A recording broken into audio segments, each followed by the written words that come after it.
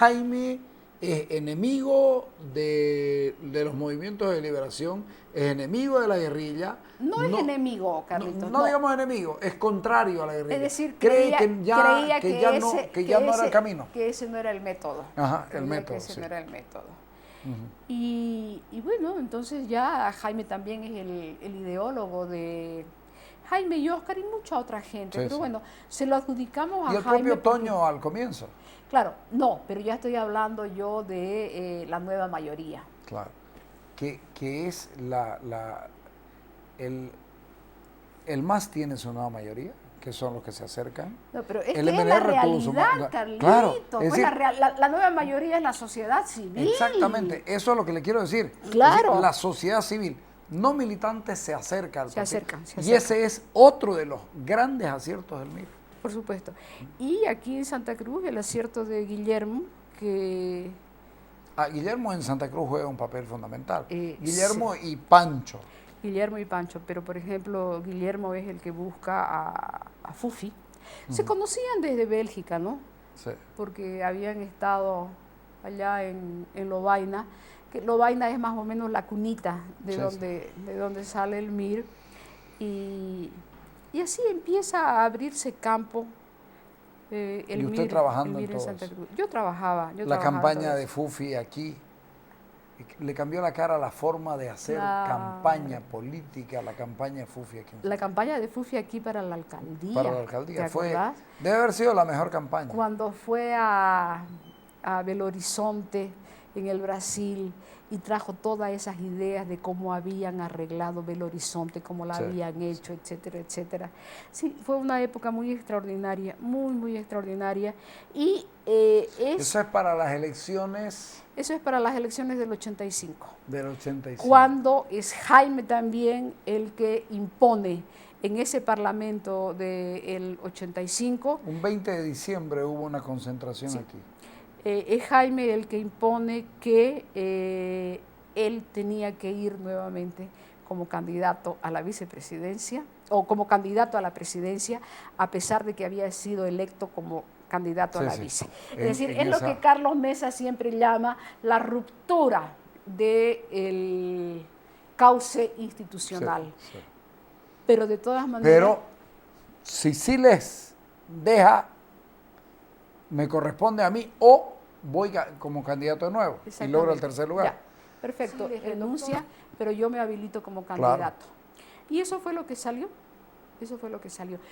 Jugada magistral también del MIR. Y claro, toda la gente le echa sapos y culebras y no se da cuenta de que realmente fueron innovadores. Pero un ratito, no solamente fue la innovación política, sino la viabilización de la democracia. Pero además la viabiliza dándole los votos a Paz Estensoro cuando las elecciones las había ganado Banzer.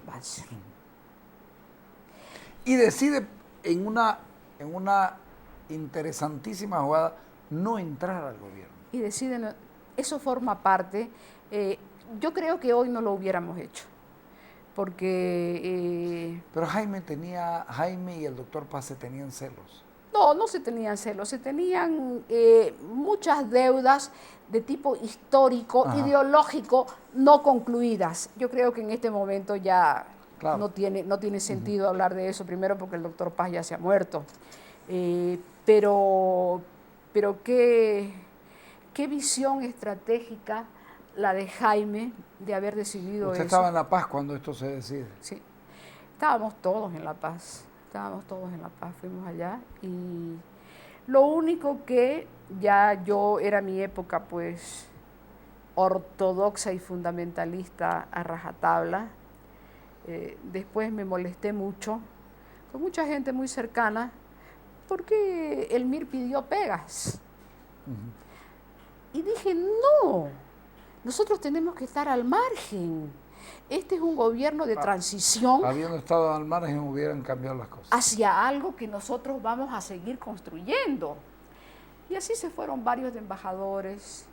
Entre ellos el querido Flaco Querido que se fue de secretario un pinche puesto a la embajada de Bolivia. Y aceptan un Cordecruz aquí.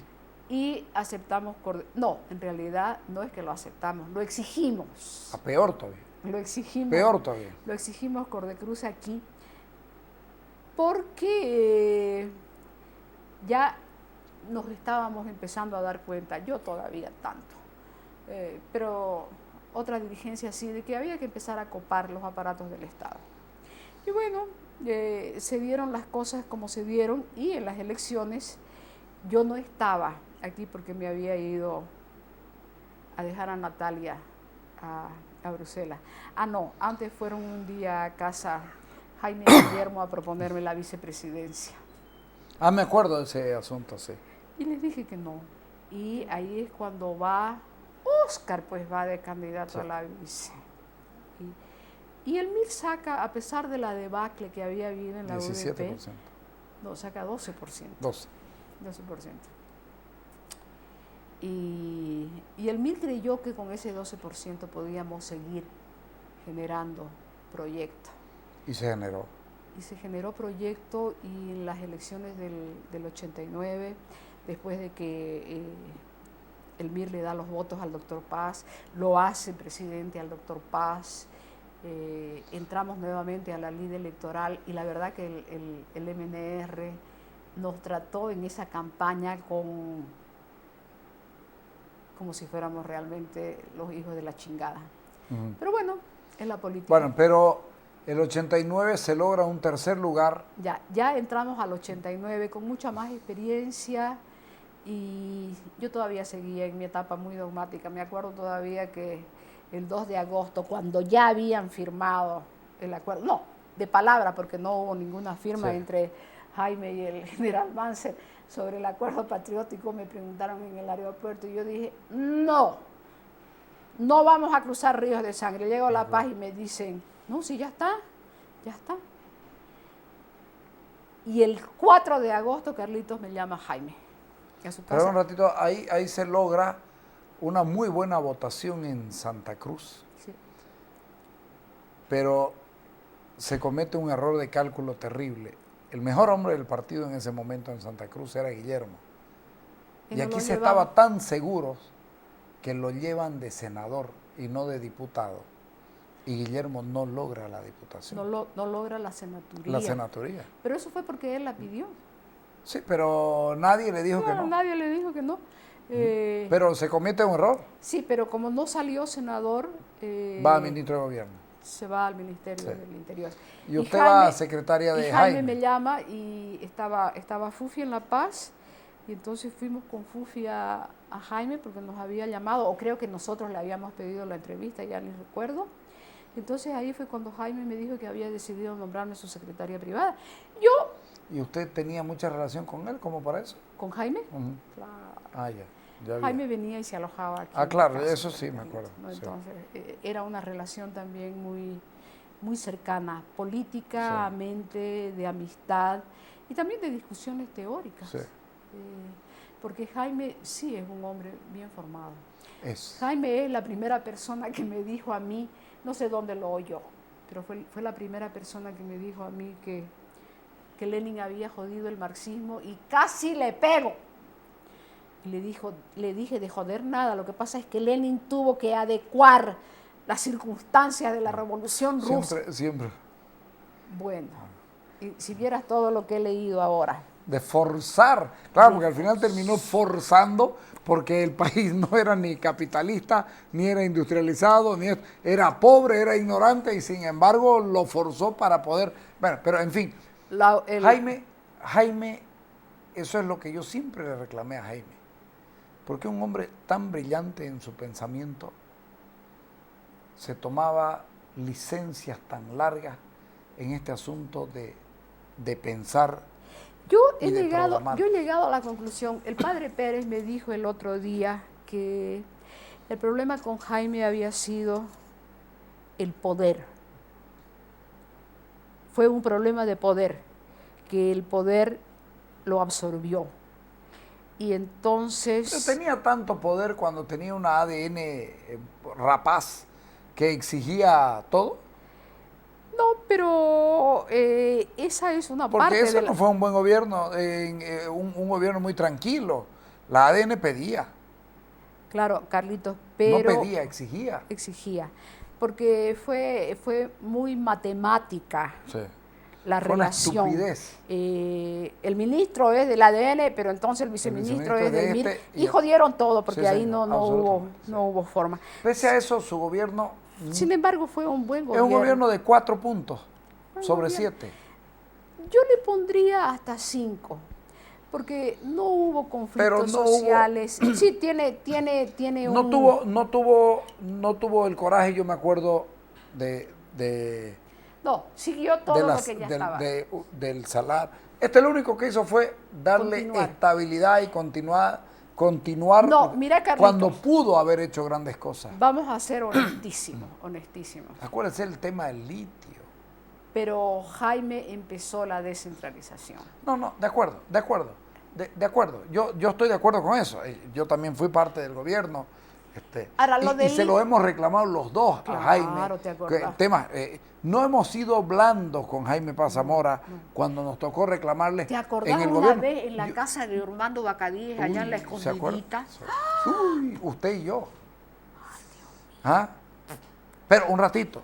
Cuando estábamos en el gobierno, Jaime, por los celos políticos que iba a hacer yo hablando con Jaime se venía a la oficina de usted y me llamaba para que yo pueda ir a hablar con él, porque tenía miedo de su ministro, porque tenía miedo de los celos del viceministro. Entonces yo tenía que ir a conversar con él.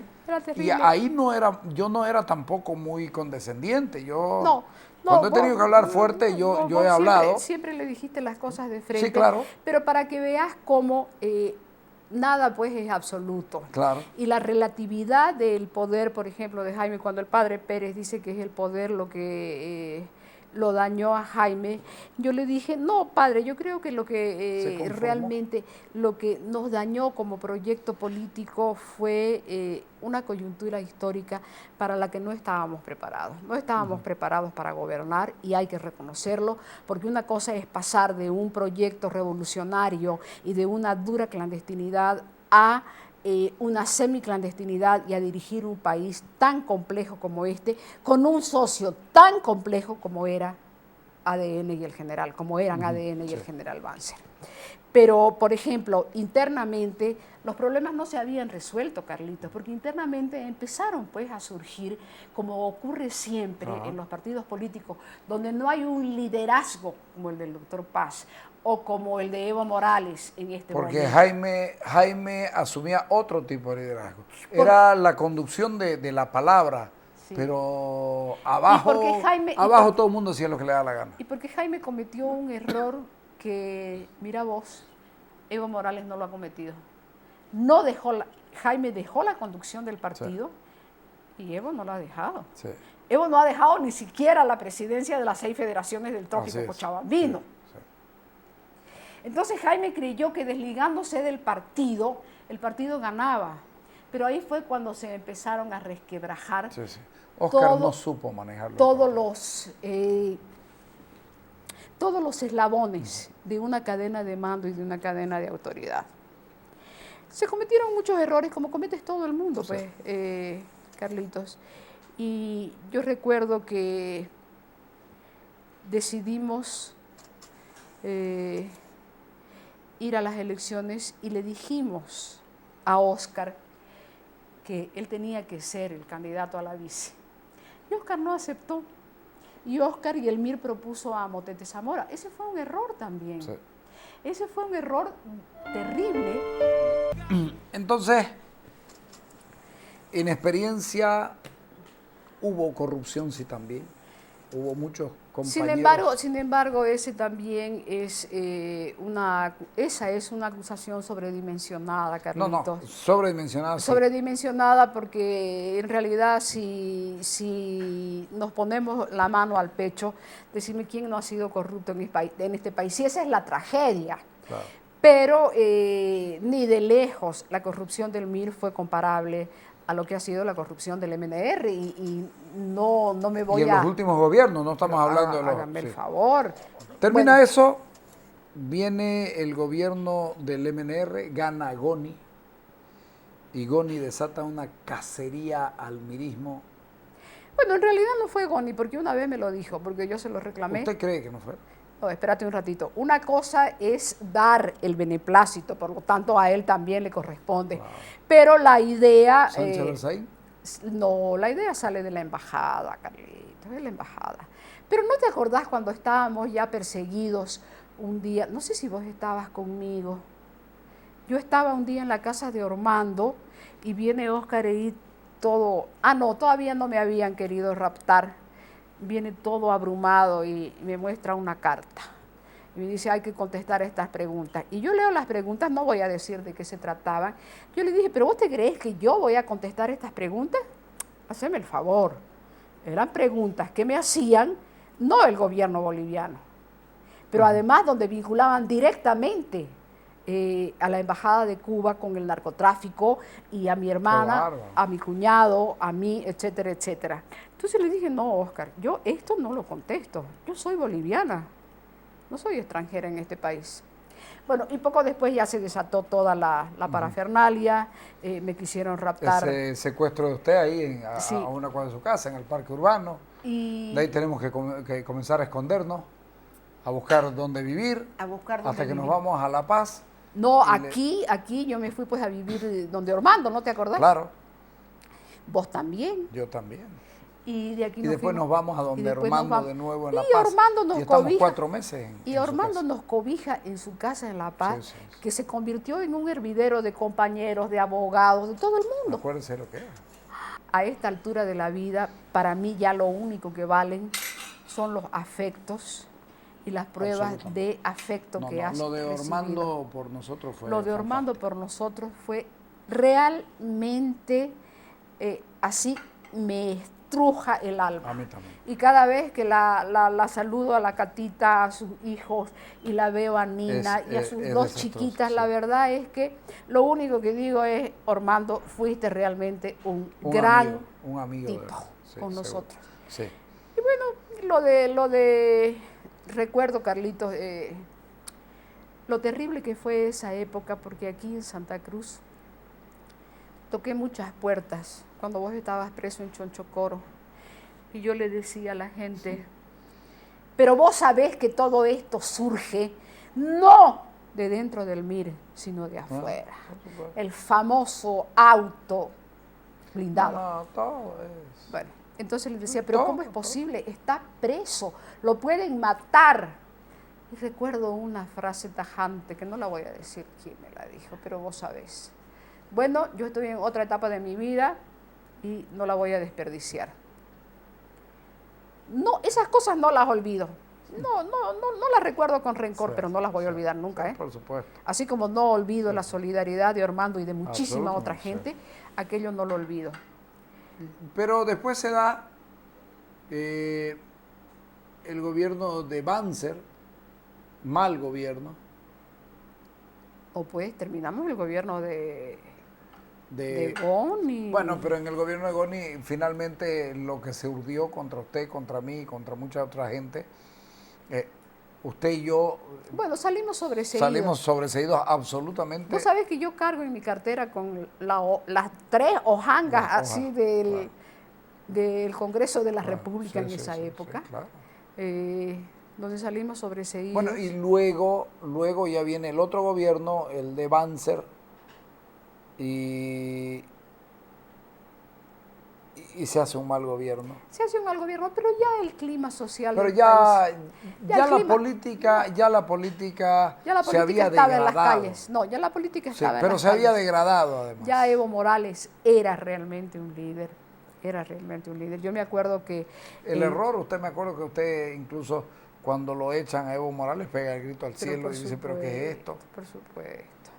Pero porque esas cosas, lo que es la inexperiencia política, solamente deben llegar a ejercer cargos en los gobiernos de administración pública, la gente, los tecnócratas que tienen experiencia en la rama, pero también los políticos que tienen experiencia en la política. Porque si no, se mete mucho la pata, pues, Carlito. Y mira, ya en el año 2000, ¿te acordás? La guerra del agua en Cochabamba. Sí, sí. ¿Te acordás los Gobierno Banzer. terribles sucesos que nos hizo padecer Evo Morales, y visto ahora, ellos se deben sentir muy satisfechos porque fueron instrumentos de lucha. Fueron, claro. Sus bloqueos en las carreteras. Absolutamente, absolutamente. Es decir,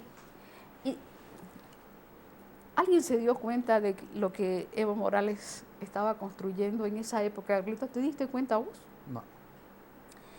Yo tampoco. Yo creo que nadie se dio cuenta. Pero solo los que lo estaban construyendo, y solo los que, claro, hablemos de Filemón, hablemos de Puente, de ellos que veían a tal punto que... José Mirtenbaum también. Sí, sí. A tal punto que una vez llega la debacle Sánchez de Lozada. Usted ya estaba en Santa Cruz cuando la debacle Sánchez de Lozada. Gobierno Carlos Mesa. Que continué yo en el gobierno de Carlos Mesa, Carlitos, porque yo entré a... Pero usted trabajaba por un organismo Claro, internacional. yo trabajaba por la CAF, entonces no tenía ningún contacto con el gobierno, pero el contrato se vencía en agosto del 2004. Claro. Pero yo le pedí a la CAF que por favor me terminara el contrato en diciembre, porque no me iba a quedar más, y todo lo que yo hacía en la Cancillería se lo pasé al próximo canciller, que fue Siles. ¿Cómo se llamaba? Siles del Valle. Siles del Valle. Sí. Ahora, ahí hay cosas, ¿no? El país comienza a sufrir su exceso de todo. Lo único que no hubo fue exceso de democracia, pero hubo un exceso de todo. Yo creo que la democracia en Bolivia, después de que fue recuperada por la sociedad civil, por los partidos políticos, no, el problema es que caímos en el mismo error que está cayendo el MAS, de considerar la democracia solamente un método y no una cuestión social. Claro, era un fin en sí mismo, ¿no? Entonces, era bueno ir a elecciones, la democracia era para hacer poder. Pero, por ejemplo, en un país tan pobre como este, claro, la democracia no dio de comer, Carlitos, porque nunca solucionamos Sigue sin dar de comer. Los problemas fundamentales. Y por eso es que yo creo que hay gente hoy en el país que con una democracia tan vulnerada, con una democracia ya totalmente destituida de la vida real, de la vida política real en lo que hace al aparato del Estado, a la separación del Estado del gobierno. Porque, Carlitos, yo quiero obviar ya todo lo que ha pasado para explicarte por qué, si yo he vivido así como he vivido, montada entre la teoría y la práctica, y sigo viviendo así, pero ya sin militancia, ¿por qué no me adherí a un movimiento como... ¿Qué era la lógica, digamos? El de MAS, al cual se adhirió prácticamente toda la izquierda boliviana.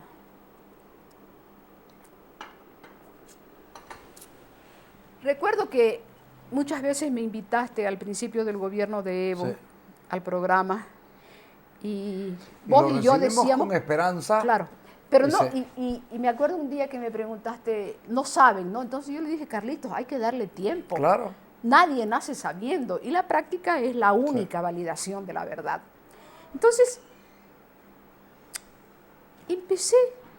empecé a notar cosas, Carlitos, que de verdad me daban muy mala espina. Como aquella primera vez que armé una mesa redonda con Álvaro García Linera a instancias del Programa de Investigaciones Estratégicas de Bolivia para publicar en la revista Tincasos un dossier del PIEP. Y armé la mesa redonda y fuimos a la mesa redonda Juan Carlos Urenda, Nelly Romero, que era presidenta de la APG en el Chaco, Moira Suazo, que era de la Fundación Friedrich Ebert, y Carlos Toranzo del PIEP, y yo. Y ese encuentro con García Linera para mí fue definitorio porque nos dijo cosas como estas, por ejemplo. hay que crear una nueva cultura política en el país, una nueva visión del país, cuyo eje de articulación tiene que ser el mundo y la cultura aymara.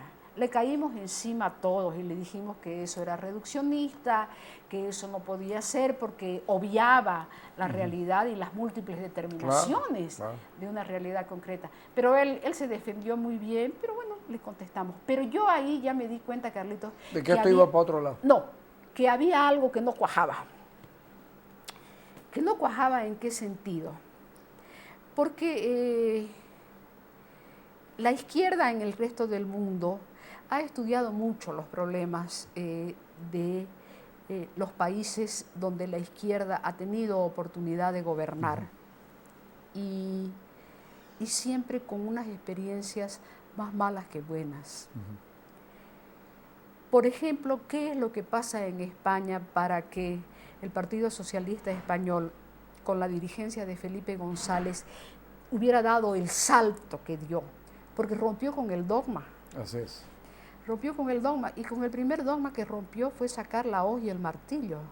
Date cuenta lo que te estoy diciendo, sí, Carlitos, y te digo de España porque el PSOE ha sido un partido del cual nos hemos nutrido, y Felipe González también ha sido un hombre, y para mí sigue siendo lo mejor del periodo democrático de España, después del franquismo, sin lugar a dudas.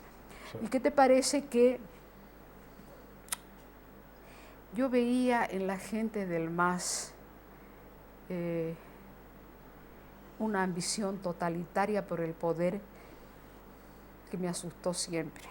Y después empecé a darme cuenta de las incongruencias entre lo que era una izquierda democrática a la que yo ya me había adherido, alma, vida y corazón, sin desconocer ni abjurar de todo lo que he sido, porque uno es producto de muchas cosas, ¿no?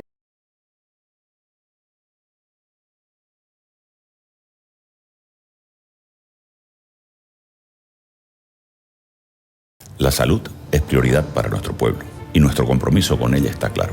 En estos primeros 2 meses en ejercicio, buscando descongestionar la maternidad Percy Bolland, se habilitó la sala de neonatología del Hospital de Montero. Dotamos de un nuevo tomógrafo con inteligencia artificial y nuevas camas para el hospital japonés. Además, otro tomógrafo para el Hospital de Niños. Mediante las mesas de diálogo interinstitucionales, se consiguieron nuevos ítems en salud y certeza para la transferencia de un predio municipal donde en un futuro se construirá un moderno hospital oncológico. Estamos camino a una mejor atención médica, a una mejor calidad de vida. Sigamos avanzando en salud. Sigamos avanzando, Santa Cruz. El Centro de Salud Santa Rosita, recién inaugurado en el Distrito Municipal 1, ofrecerá servicios de emergencia, pediatría, odontología y vacunación, entre otros. Miles de vecinos serán beneficiados con una atención integral de calidad, porque la salud es prioridad. Estas son obras que sirven a la gente. Gestión Johnny Fernández Alcalde.